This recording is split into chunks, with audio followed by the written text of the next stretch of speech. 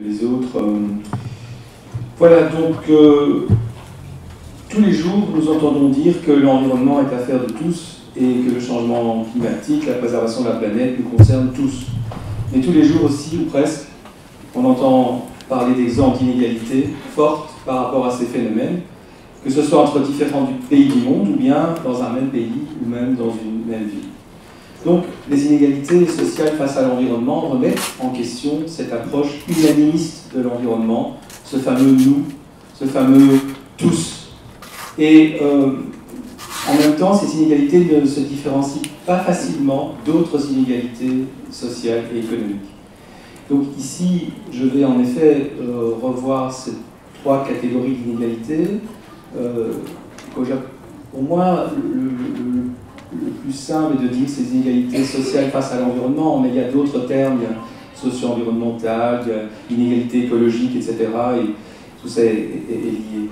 Alors, le premier type d'inégalité, c'est celui qui a été le plus souvent mis en évidence, c'est l'inégalité d'exposition aux nuisances, ou également le fait d'avoir de meilleures aménités, plus d'espace vert par exemple. Et là, ce sont les inégalités qui ont été mises en évidence depuis longtemps. Et en fait, bien avant l'environnementalisme moderne, en réalité, il y a toujours eu des conflits d'implantation dans l'industrialisation au départ, au XVIIIe siècle, ou même encore avant, dans toutes sortes d'implantations d'activités polluantes, d'activités gênantes. Il y a toujours eu des conflits, il y a toujours eu des inégalités. Et c'est l'environnementalisme moderne aux États-Unis, dans les années 70, qui a conçu des concepts de protection de l'environnement, de la nature, de sauver la planète, etc., qui s'étaient un peu coupés de cet aspect d'inégalité sociale et qui mobilisaient des personnes qui ne s'intéressaient pas particulièrement à ces questions-là. Et dans les années 80, surtout la fin des années 80 aux États-Unis, il y a eu un mouvement différent qui a mis en évidence que beaucoup d'installations polluantes se trouvaient dans des quartiers où vivaient des gens défavorisés et même des inégalités, on parlait d'ethnique, on parlait d'environnementalisme, de racisme environnemental. Et ça avait un intérêt au niveau scientifique de voir où se trouvaient ces installations, mais ça avait aussi beaucoup un intérêt politique. C'est-à-dire que l'idée de certains activistes était, en croisant la question des inégalités et la question des pollutions, de mobiliser deux types de publics qui avant ne se rencontraient pas particulièrement.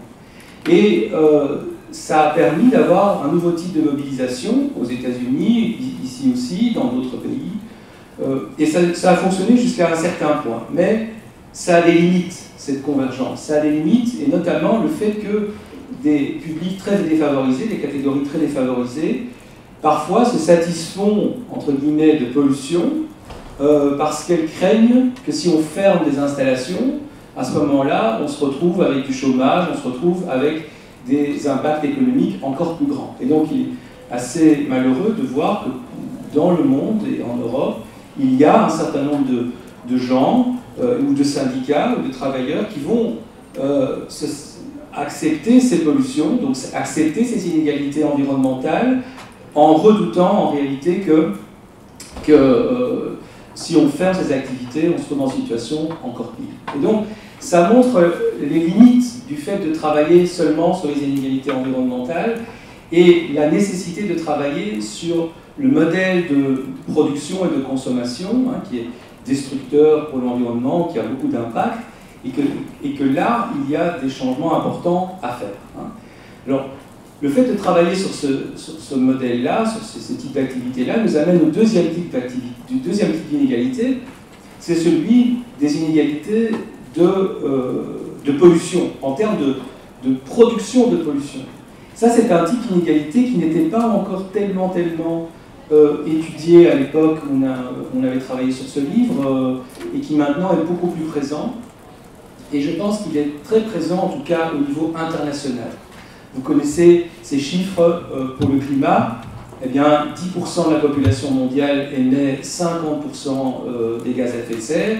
50% de la population, les plus pauvres, émettent seulement 10%. Donc on a des grosses inégalités, qui ne sont d'ailleurs pas seulement entre les pays riches et les pays pauvres, hein, les 10% qui émettent le plus se trouvent dans des pays émergents également. Donc là, ce sont les inégalités en termes d'émissions qui sont très souvent mises en évidence. Au niveau national, c'est beaucoup moins le cas, hein, mais bien sûr, il y a aussi des inégalités bien sûr au niveau national également en termes d'émissions. Alors, en même temps, si on pense à d'autres chiffres d'inégalités assez forts au niveau mondial, on peut penser aux inégalités économiques.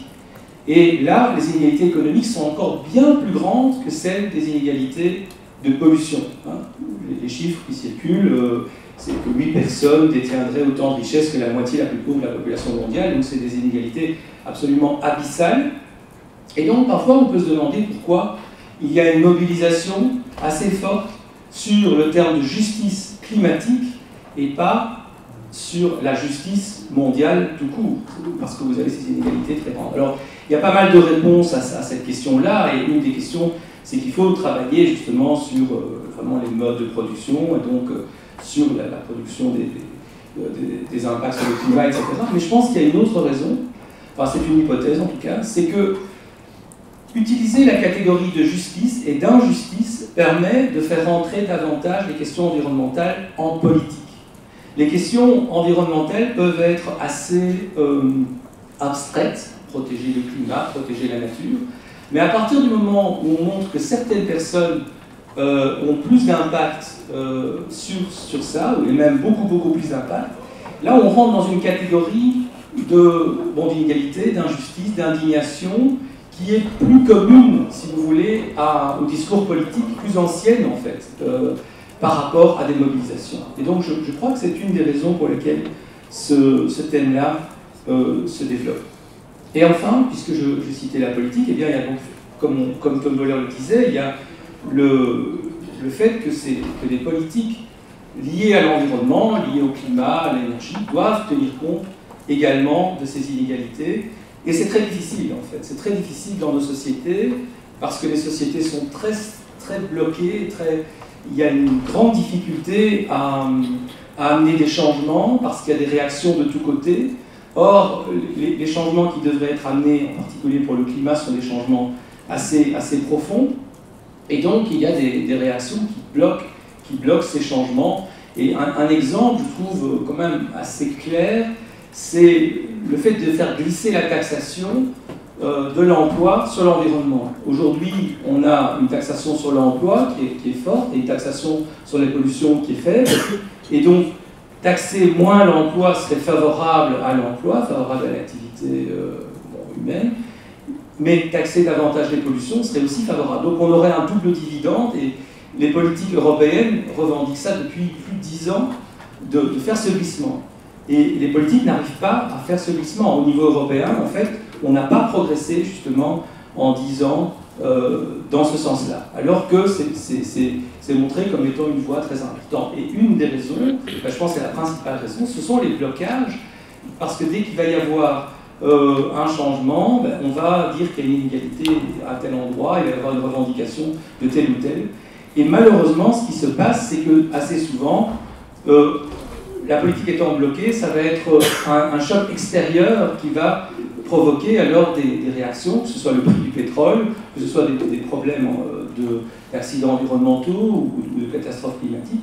Et là, le politique aura beaucoup plus de mal à gérer dans ses réactions par rapport à ces sujets-là que s'il avait anticipé à gérer les inégalités. Donc, il y a quelque chose qui devrait être pointé davantage par rapport à ces freins politiques. Voilà, je m'arrêterai là et je laisse maintenant la parole à Philippe Defebvre. Merci.